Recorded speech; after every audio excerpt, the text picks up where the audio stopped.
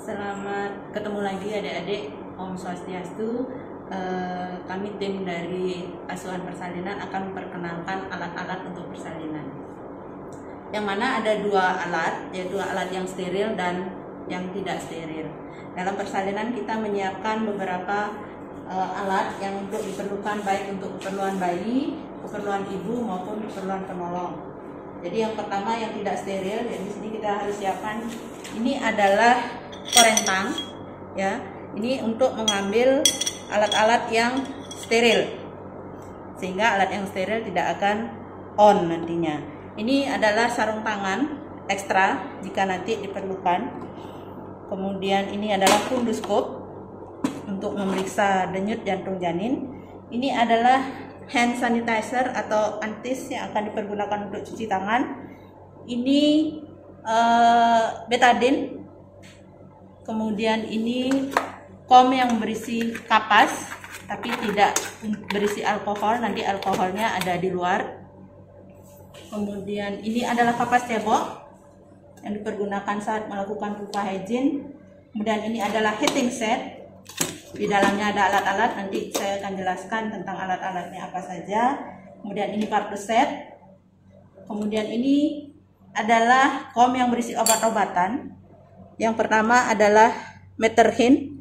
Di sini adalah uterotonika yang penggunaannya juga akan berbeda dengan oksitosin. Di sini adalah oksitosin. Untuk uterotonika juga. Ini adalah lidokain untuk anestesi pada saat kita melakukan penjahitan perineum. Nah, di kotak ini, di keranjang ini juga ada Spite 5 cc atau 10 cc yang nanti dipergunakan untuk melakukan anestesi pada saat penjahitan perineum. Kemudian ini Spite 3 cc untuk menyuntikkan oksitosin atau uterotonika. Ini adalah benang ya untuk penjahitan perineum kalau terjadi ruptur perineum. Ini termometer untuk melakukan pengukuran suhu. Kemudian waskom ini adalah waskom yang isinya air DTT. Apa itu air DTT? Air yang sudah dididihkan selama 20 menit. Kemudian ditaruh di sini. Ini 2 buah waslap ya, yang satu untuk bagian tubuh atas, yang satu untuk bagian tubuh bawah. Kemudian ada perlengkapan ibu ya. Saya tunjukkan di sini. Ini adalah underpad yang sudah dilipat sedemikian rupa, nanti supaya waktu memasangnya juga sudah tinggal kita pasang. Kemudian ini adalah handuk, 2 buah handuk yang sudah digulung, ya, sehingga waktu memasang di atas perut ibu kita tinggal membuka gulungannya. Dan ini pun ditempatkan sedemikian rupa, mana yang duluan dipakai itu yang paling atas. Kemudian ini adalah perlengkapan bayi. Perlengkapan bayi juga diatur sedemikian rupa. Ini topi yang akan digunakan paling dulu. Ini ada sarung tangan. Dan ini sudah diatur, disusun sehingga waktu penggunaannya sudah tinggal dipakai kan pada bayi. Mana baju, kemudian popoknya, kemudian kita lipat.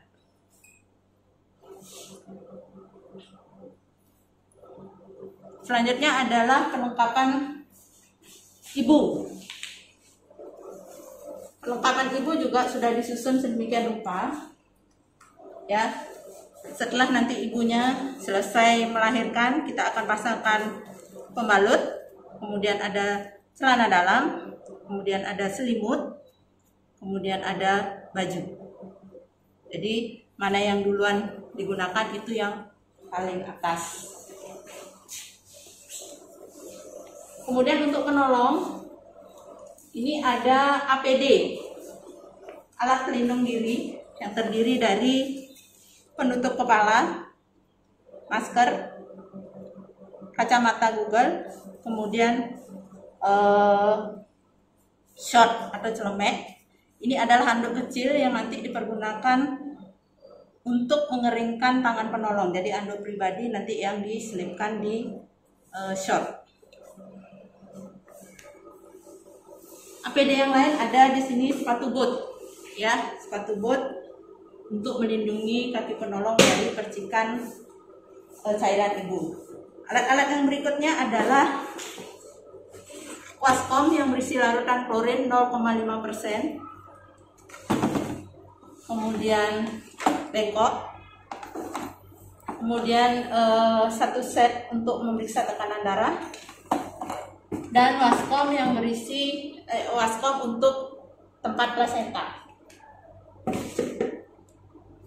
Ada tempat sampah tajam, ya, jadi dipergunakan untuk membuang sampah-sampah tajam seperti ampul obat maupun spike. Di sini ada ember, ada 3 buah. Satu ember yang kreseknya berwarna kuning, ini adalah untuk sampah infeksius. Jadi sampah-sampah yang terkontaminasi cairan tubuh ditempatkan di sini. Ini adalah sampah non infeksius. Jadi ini adalah sampah kering seperti plastik dan lain sebagainya yang tidak terkontaminasi cairan tubuh. Satu ember ini adalah yang berisi larutan deterjen yang gunanya untuk merendam kain atau pakaian ibu setelah persalinan. Ini adik-adik, saya akan jelaskan alat-alat yang steril yang ada di dalam bak instrumen, partu set dan heating set. Dalam partu set itu ada sarung tangan 2 pasang, ya, yang akan dipergunakan pada saat nolong persalinan. Ini sarung tangan.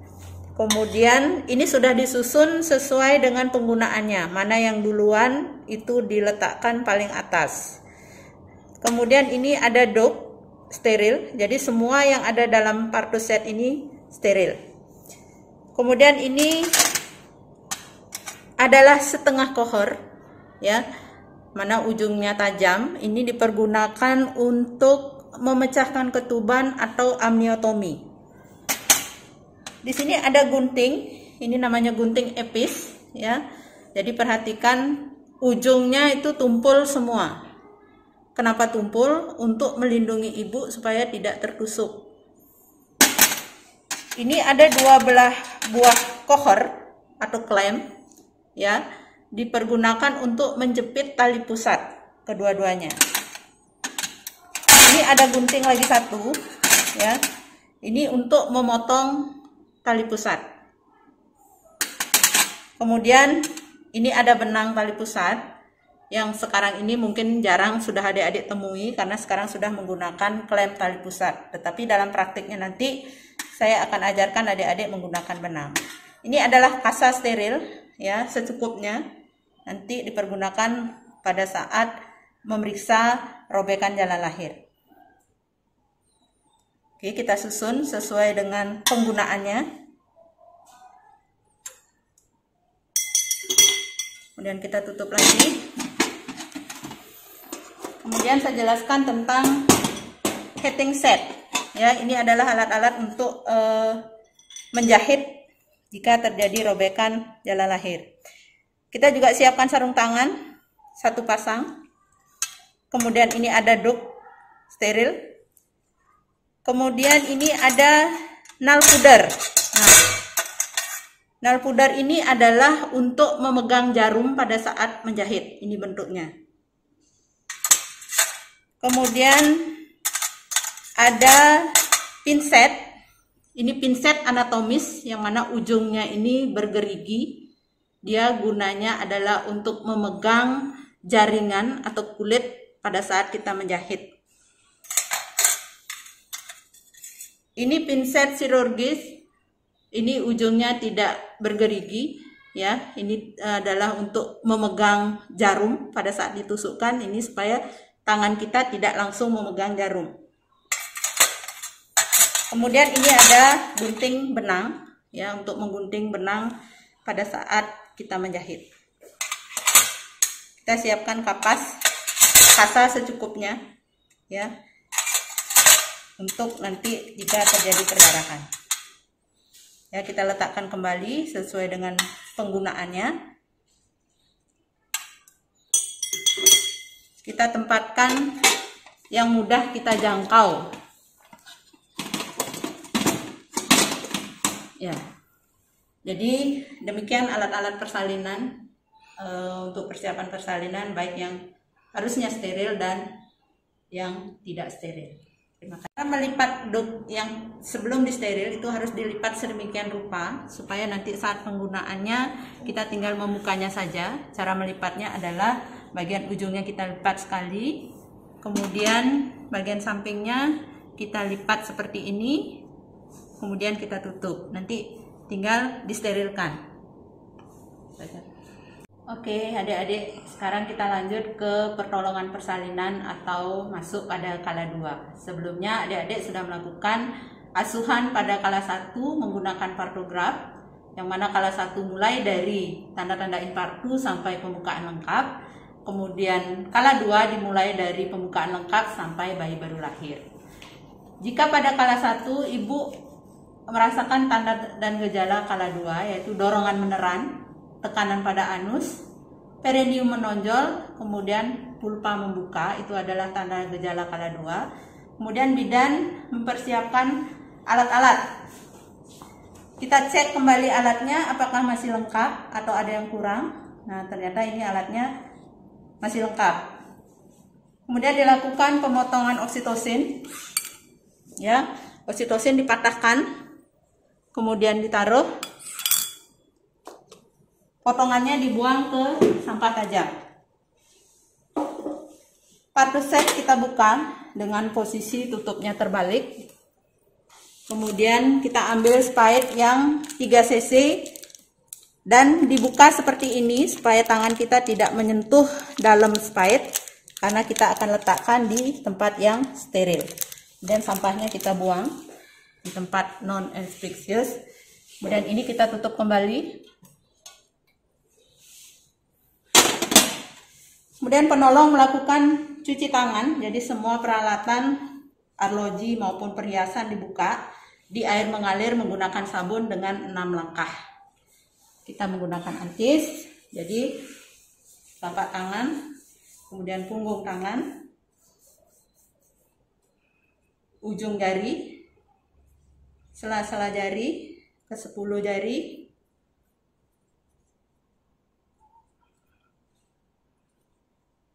kemudian ujung jari atau kuku, kemudian baru dibilas.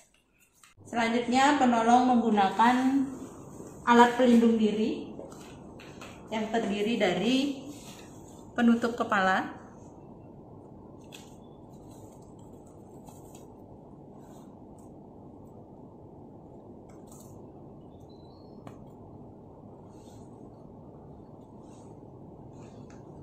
kemudian masker, ini saya ganti dengan masker bedah.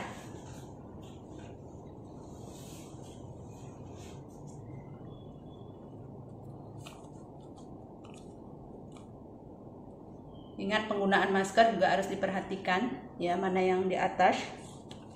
Yang di bagian atas adalah yang ada seperti kawatnya, sehingga dia bisa membentuk supaya hidung ini tidak ada lubang. Kemudian kacamata, kemudian short atau celemek yang bahannya tidak tembus air.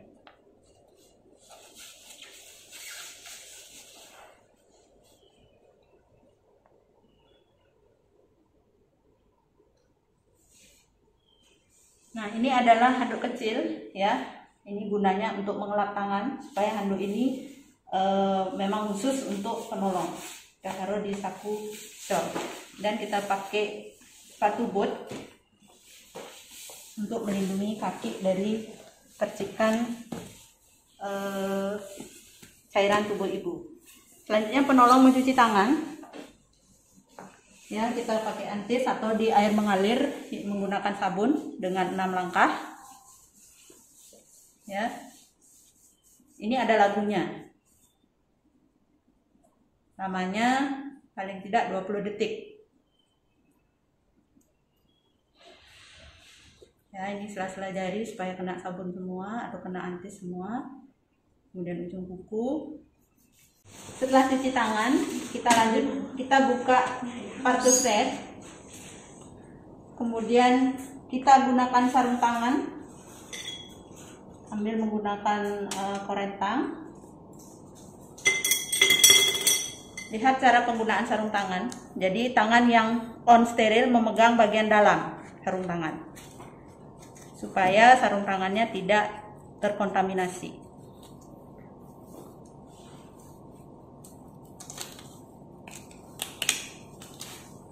Kemudian kita menggunakan sarung tangan lagi satu. Nah, tangan yang sudah menggunakan sarung tangan memegang bagian luar sarung tangan, karena tangan ini sudah steril dan sarung tangan steril.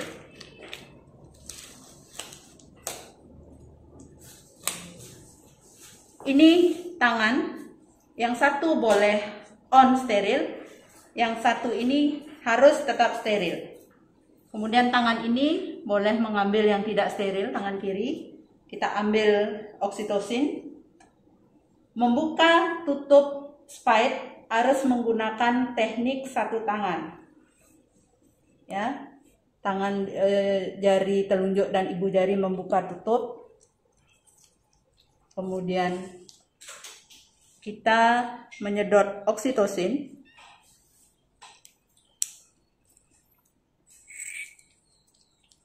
Kalau ada udara kita keluarkan. Kemudian menutup jarum juga menggunakan teknik satu tangan. Ini kita buang di sampah tajam. Kita keluarkan setengah kohor. Ya. Ini kita keluarkan ujungnya. Kemudian kita tutup kembali.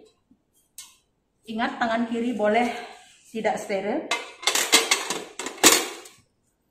Kemudian partus set kita dekatkan ke ibu dengan posisi yang mudah dijangkau oleh penolong. Kemudian kita ambil bengkok, ya, letaknya masih jauh dari ibu. Ambil kapas cebok 3 biji. Kemudian ingat, segala tindakan yang kita lakukan pada ibu tetap harus kita komunikasi dengan ibu. Jadi kita jelaskan bahwa kita akan melakukan pemeriksaan dalam. Caranya adalah tangan kiri memegang atau membuka labia, kemudian tangan kanan dengan kapas cebok yang satu membersihkan labia mayor paling jauh dulu. Kemudian kita lihat kalau kapasnya sudah basah atau terkontaminasi, kita langsung buang. Tapi kalau misalnya masih bisa digunakan, kita balik untuk membersihkan labia mayor yang dekat. Kemudian ini kita buang ke sampah terkontaminasi atau infeksius. Kemudian kapas yang berikutnya kita gunakan untuk membersihkan labia minor. Ya, kemudian kita balik sampai ke perineum, kemudian kita buang. Ini yang terakhir adalah untuk membersihkan pulpa. Pada saat membersihkan pulpa, kita sekaligus mengamati apakah ada kelainan pada pulpa. Selanjutnya kita melakukan pemeriksaan dalam dengan cara pertama kali menyentuhkan dulu jari tengah ke pulpa, kemudian memasukkan pelan-pelan. Setelah masuk, jari telunjuk dimasukkan kemudian. Setelah sampai vagina, tangan kiri pindah ke pundus. Gunanya adalah untuk merasakan apa ada kontraksi apa tidak. Jika ada kontraksi, kita hentikan dulu pemeriksaan dalamnya supaya tidak terjadi pecah ketuban secara tiba-tiba. Karena pada saat kontraksi, selaput ketuban akan tegang. Kalau dipaksakan tangan kita masuk, makanya itu akan menyebabkan ketuban pecah. Setelah kontraksi mereda, kita lanjutkan pemeriksaan dalam. Meraba vagina apakah di vagina itu ada polip atau benjolan. Kemudian di bawahnya kita raba apa ada skibala. Apa itu skibala? Skibala adalah feses pada ibu yang ada di rektum, dan itu nantinya akan mengganggu pada saat persalinan. Jadi kalau ada skibala kita keluarkan dulu fesesnya. Nah, anggap tidak ada skibala, kemudian kita cari porsionya, apakah masih teraba serviknya atau sudah tidak teraba lagi. Nah, ternyata ini pembukaannya sudah lengkap atau 10 cm. Kemudian setelah pembukaan, karena sudah lengkap, penipisannya sudah 100%. Jadi tangan kita sudah langsung menemukan bagian terendah. Kemudian kita raba ketubannya apakah masih utuh atau sudah pecah. Kita anggap ketubannya masih utuh. Selanjutnya kita raba bagian terendah. Bagian terendah adalah kepala. Penunjuknya atau denominatornya adalah ubun-ubun kecil kiri depan. Kemudian kita raba lagi penurunannya sampai HOD berapa. Penurunannya HOD 3+. Kemudian kita raba di samping kiri kanan daripada kepala, apakah teraba bagian kecil atau tali pusat. Tidak teraba bagian kecil, karena ini kepala ketuban masih utuh. Kita lakukan pemecahan ketuban dengan amniotomi. Kita dekatkan bengkok. Selanjutnya kita raba apakah ada penyusupan dari tulang tengkorak janin atau molase. Kemudian penurunan bagian terendah itu sampai di HOD 3. Kemudian kita raba di seputaran kepala apakah ada bagian terendah, bagian kecil atau tali pusat. Karena ketuban masih utuh, kita lakukan pemecahan ketuban dengan cara amniotomi. Dekatkan bengkok. Kemudian kita ambil setengah kohor, ya, yang tadi ujungnya kita sudah keluarkan. Ujungnya yang tajam, ya, ujungnya yang tajam menghadap ke tangan penolong. Kita telusuri jari tengah dan jari telunjuk yang masuk ke dalam vagina atau yang melakukan pemeriksaan dalam. Setelah sampai di ujung jari, yang mana ujung jari ini sudah menyentuh selaput ketuban. Kemudian setengah kohor kita balik. Kemudian setengah kohor dipegang oleh jari tangan kanan. Tangan kiri berpindah ke pundus untuk meraba kontraksi, apakah ada kontraksi apa tidak. Jadi amniotomi ini dilakukan pada saat tidak ada kontraksi. Kenapa? Karena kalau amniotomi dilakukan pada saat ada kontraksi, ditakutkan akan terjadi emboli air ketuban, yaitu masuknya air ketuban ke dalam pembuluh darah yang bisa berakibat fatal pada ibu, bisa terjadi kematian pada ibu. Setelah kontraksi melemah, kita toreh selaput ketuban menggunakan ujung jari telunjuk dan jari tengah yang ada di vagina. Kemudian setelah selaput ketuban pecah ditandai dengan keluarnya air ketuban melalui jalan lahir. Kemudian tangan kiri mengeluarkan setengah kohor dengan cara diputar dulu sehingga bagian ujung tajamnya menghadap ke penolong. Kemudian dikeluarkan pelan-pelan, ditaruh di bengkok. Tangan kanan belum boleh keluar dulu. Tangan kanan kemudian melakukan meluaskan selaput ketuban yang sudah ditoreh tadi supaya lebih lebar. Setelah itu diraba kembali sisi kiri, kanan, depan, atas daripada kepala bayi, apakah ada bagian kecil atau tali pusat yang turun.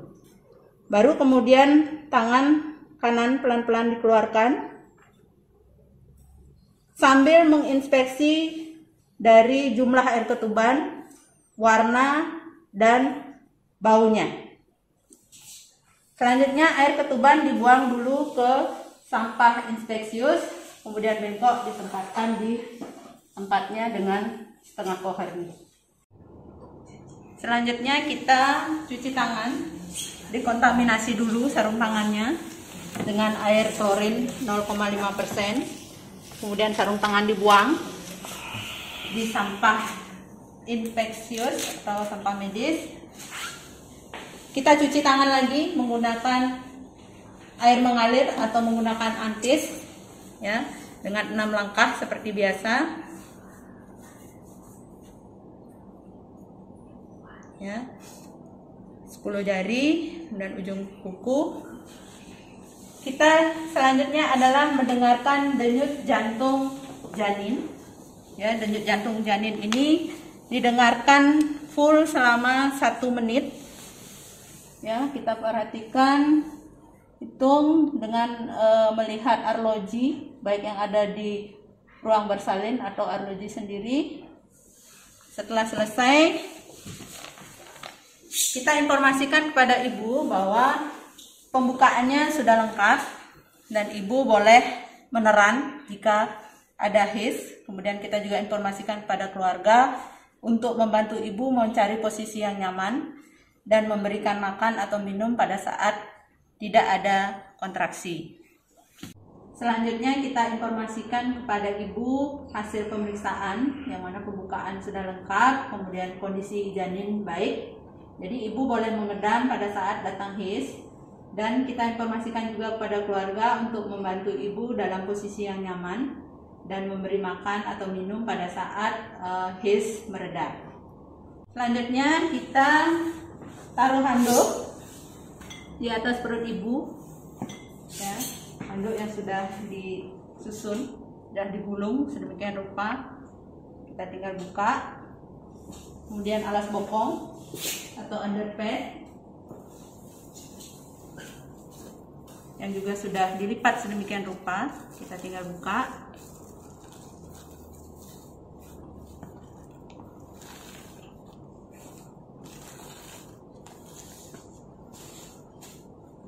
Setelah kepala kroning, yang mana subocciput rheumatica kelihatan di pulpa dengan diameter 5-6 cm, kemudian penolong membuka perkuset menggunakan sarung tangan.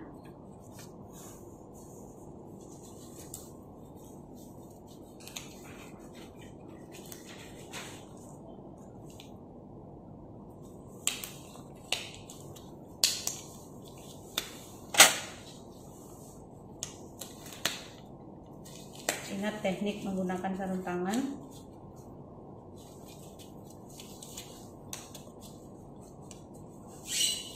Kemudian mengambil dok steril.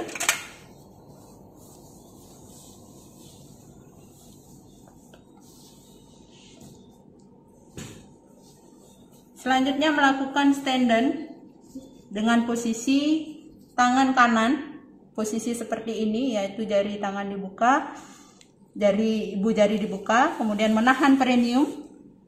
Kemudian tangan kiri dengan posisi jari dirapatkan menahan kepala atau supaya tidak terjadi defleksi yang terlalu cepat sehingga akan membuat robekan yang luas pada jalan lahir. Kemudian penolong memimpin ibu untuk mengedan seperti buang air besar yang keras. Kalau kepala sudah lahir secara berturut-turut mulai dari dahi, kemudian mata, hidung, dan dagu, selanjutnya penolong membiarkan atau menunggu kepala melakukan putaran paksi luar sesuai dengan arah punggung bayi, dan selanjutnya penolong mengecek apakah ada belitan tali pusat di sekitar leher. Jika ada belitan yang ketat, dilakukan pemotongan dengan melakukan klem tali pusat di 2 tempat, kemudian dipotong. Tapi jika longgar, dilakukan pelepasan atau pelonggaran tali pusat melalui kepala. Setelah putaran paksi luar, tangan kanan menyangga kepala, leher, dan bahu bayi. Kemudian tangan kiri menyusuri badan bayi dengan posisi jempol di dada. Jika posisi bayi menghadap ke kanan ibu, posisi tangan seperti ini, sehingga jempol penolong ada di dada ibu. Setelah bayi lahir, sambil dinilai, bayi diletakkan di atas perut ibu. Setelah kita letakkan bayi di atas perut ibu, maka kita lakukan penilaian terhadap bayi sekaligus kita mengeringkan. Penilaian yang kita lakukan yaitu yang pertama, apakah bayi menangis atau tidak, kemudian gerakan bayi apakah aktif atau tidak. Setelah itu kita bungkus bayi, kemudian kita informasikan kepada pendamping ibu untuk memegang bayi. Setelah itu kita lakukan palpasi untuk memastikan apakah ada janin kedua. Apabila tidak, kemudian kita langsung lakukan penyuntikan oksitosin pada ibu. Kemudian sebelum kita melakukan penyuntikan oksitosin, maka kita harus informasikan kepada ibu bahwa kita akan menyuntikkan oksitosin ini di paha ibu. Daerah penyuntikan oksitosin kita lakukan di sepertiga paha atas bagian luar. Kemudian kita lakukan secara IM, kemudian kita aspirasi untuk memastikan jarum suntik tidak masuk ke pembuluh darah. Kemudian kita masukkan oksitosin, kemudian kita cabut.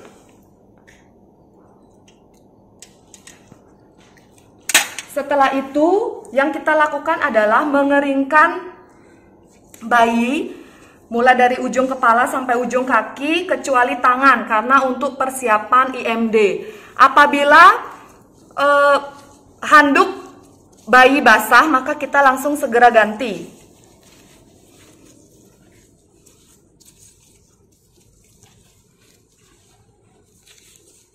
Kemudian handuk yang basah kita letakkan pada ember tempat baju kotor ibu. Kemudian setelah itu kita lakukan penjepitan dan pemotongan tali pusat. Kita umpamakan tali pusat dengan benang yang ada di atas perut bayi. Kemudian kita lakukan penjepitan yaitu dengan jarak 3 cm dari pangkal tali pusat menggunakan klem tali pusat. Kemudian kita urut, kemudian dengan jarak 2 cm menggunakan klem kedua. Kemudian kita lindungi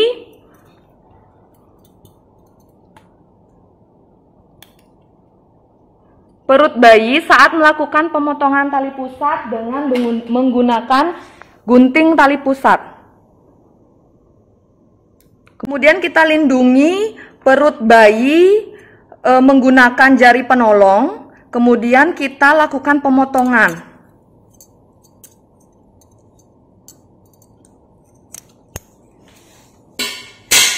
Kemudian setelah itu kita lakukan pengikatan tali pusat menggunakan benang tali pusat. Yang pertama kita lakukan adalah melakukan ikatan longgar pada tali pusat.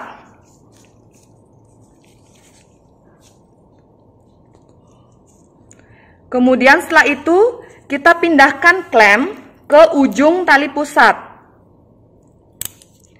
Kemudian benang yang tadi posisinya kita arahkan ke tempat pengkleman. Kemudian kita ikat kuat sebanyak 2 kali.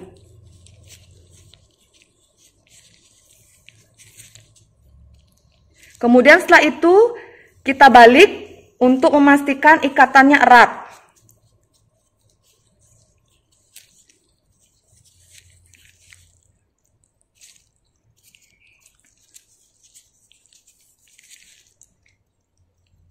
Kemudian setelah itu kita potong.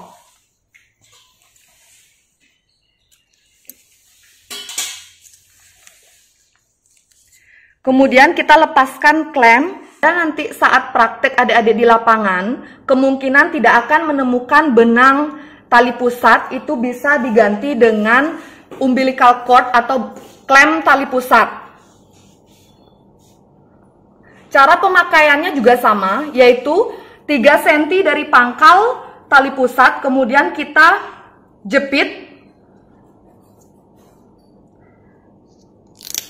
sampai ada bunyi krek. Kemudian kita urut 2 cm, kemudian kita lakukan klem yang kedua. Kemudian kita lindungi, baru kita potong. Selanjutnya yaitu melepaskan dan mengeluarkan plasenta. Dimulai dari kita pindahkan klem 5-10 cm di depan vulva. Kemudian tangan kiri berada di atas perut ibu untuk meraba kontraksi. Apabila sudah ada kontraksi, maka tangan akan berubah posisi menjadi dorsokranial. Selain untuk meraba kontraksi, fungsi yang lain adalah untuk mencegah terjadinya prolaps uteri. Kemudian, apabila sudah ada kontraksi, maka kita lakukan PTT, yaitu penegangan tali pusat terkendali. Apabila sudah ada tanda-tanda pelepasan plasenta seperti yang pertama adalah semburan darah tiba-tiba, bentuk dari uterus yang membulat atau globuler, serta bertambah panjangnya tali pusat, maka tangan penolong menangkap plasenta dengan kedua tangan. Kemudian diputar searah dengan jarum jam untuk menghindari adanya selaput ketuban yang tertinggal. Kemudian kita letakkan. Setelah itu kita lakukan masase atau pemijatan uterus dengan menggunakan tangan kiri selama 15 detik searah dengan jarum jam.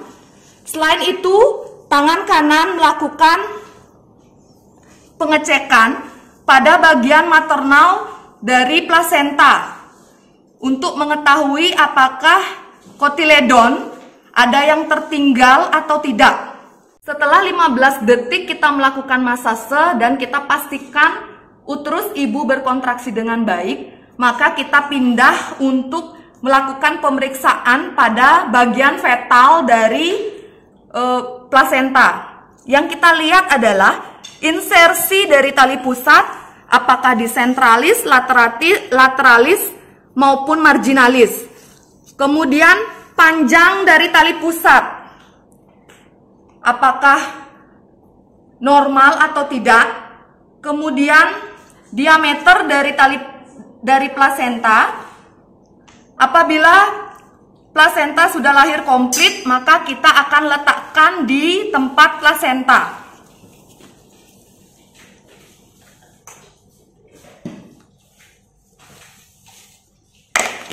Kemudian kita sampingkan.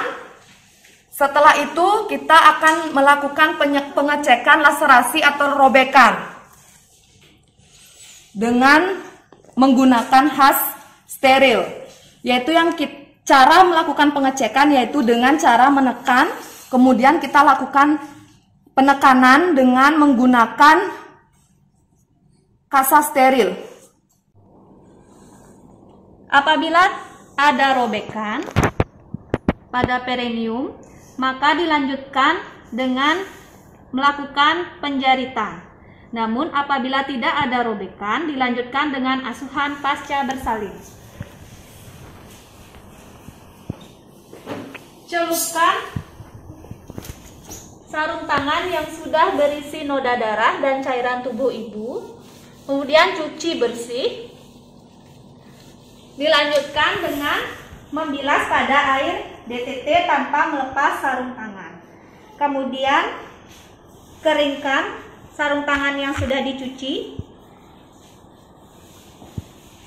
Dilanjutkan dengan memastikan kontraksi ibu, apakah kontraksinya sudah baik.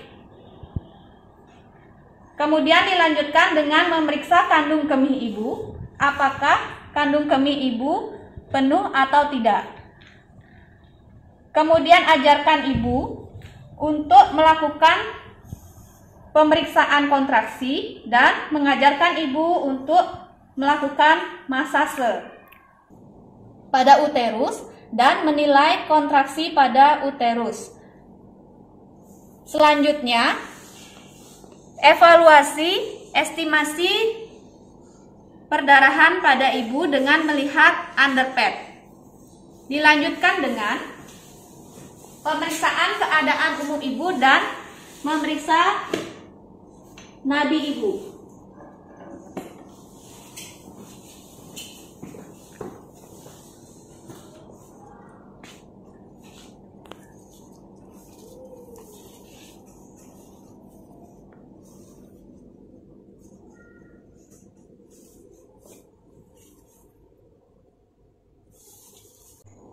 Setelah memeriksa keadaan umum ibu, kemudian dilanjutkan dengan memantau keadaan bayi.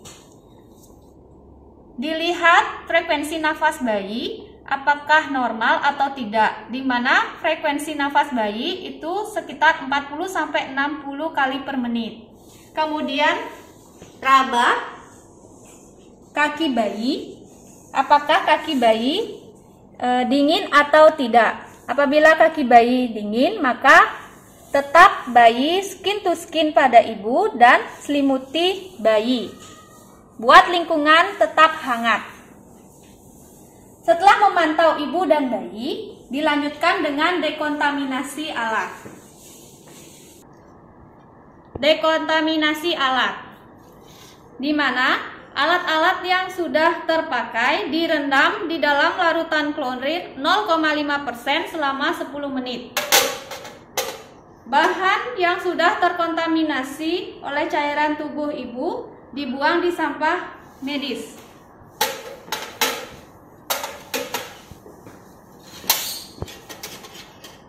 Buka semua alat-alat.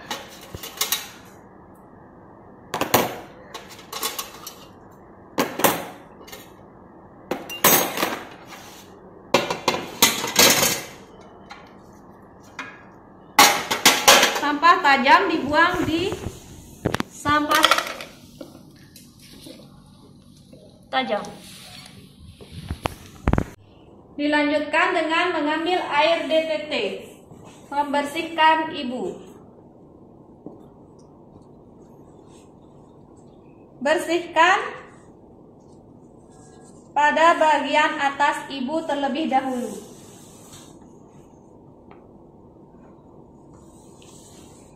Dilanjutkan dengan membersihkan bagian bawah ibu.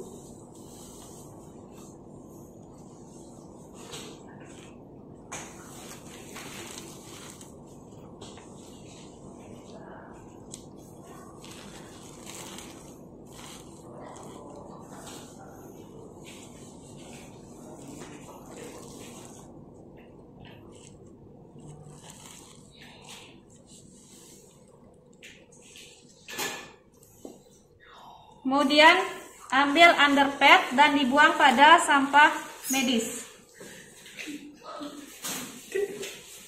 Ambil pakaian ibu.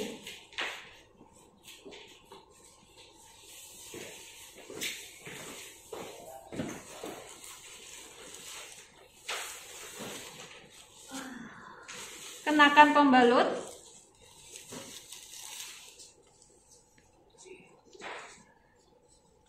Celana dalam.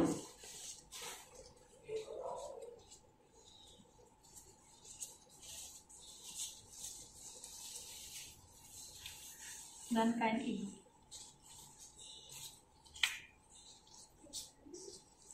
Buat ibu senyaman mungkin. Anjurkan ibu tetap menyusui bayinya. Dilanjutkan dengan membersihkan lingkungan dengan air klorin.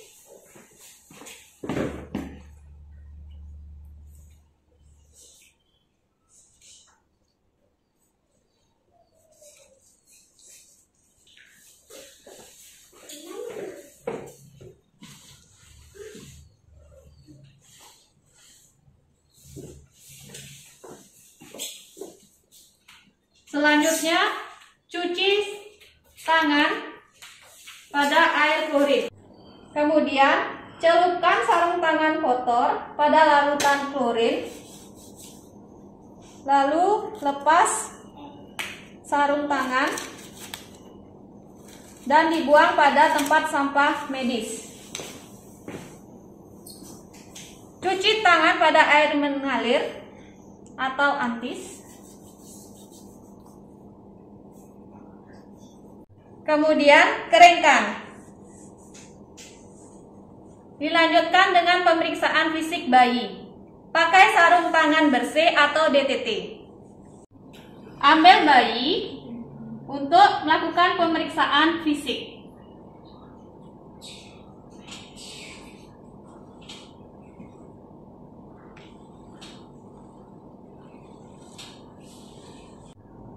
Letakkan bayi.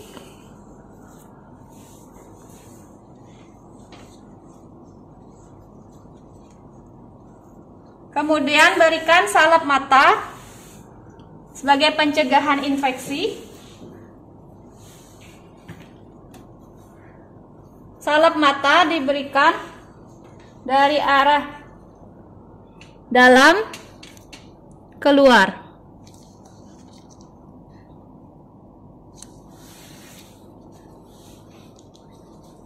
Lanjutkan dengan penyuntikan vitamin K pada bayi, di mana bayi mendapatkan vitamin K sebanyak 1 mg.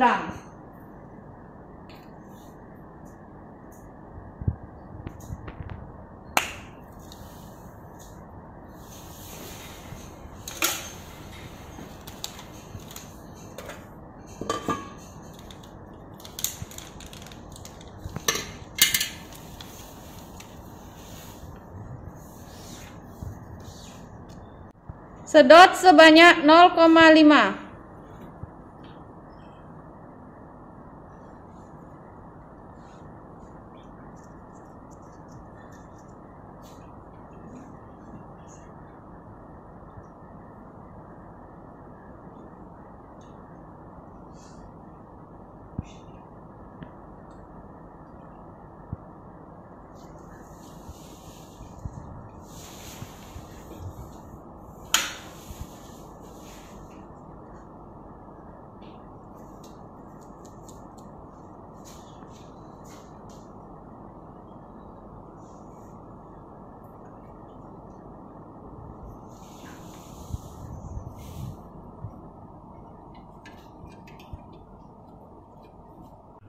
Selanjutnya, penyuntikan vitamin K pada paha kiri bayi secara IM.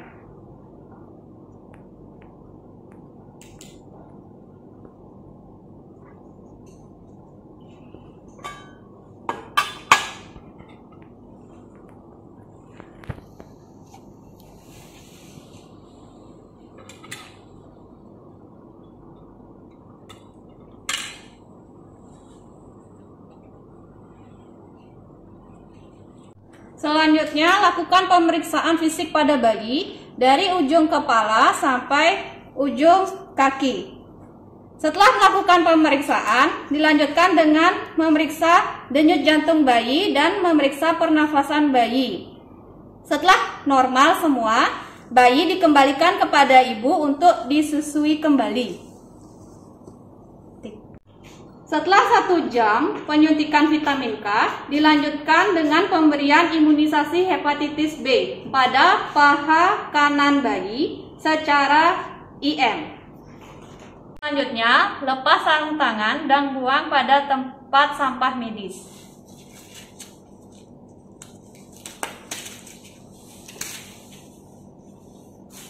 Dan lepas alat pelindung diri. Setelah itu, cuci tangan dengan air mengalir dan menggunakan sabun.